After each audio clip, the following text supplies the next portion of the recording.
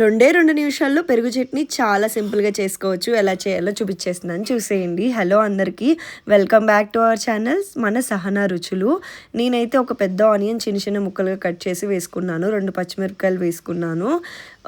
నేను నా టేస్ట్‌కి సరిపడా ఉప్పు వేసుకున్నాను 2 స్పూన్లు. మీ టేస్ట్‌కి తగ్గట్టు వేసుకోండి.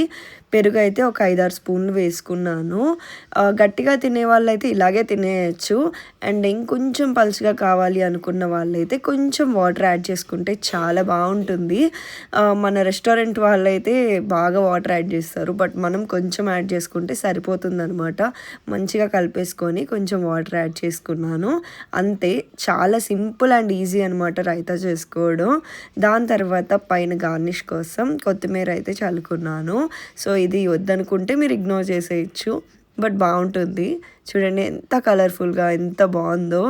బిర్యానీల్లోకి చాలా అంటే చాలా బాగుంటుంది. ఒకసారి ట్రై చేసి ఎలా ఉందో కమెంట్ సెక్షన్లో చెప్పండి. నెక్స్ట్ ఏ వీడియో కావాలో కూడా చెప్పండి. సబ్స్క్రైబ్.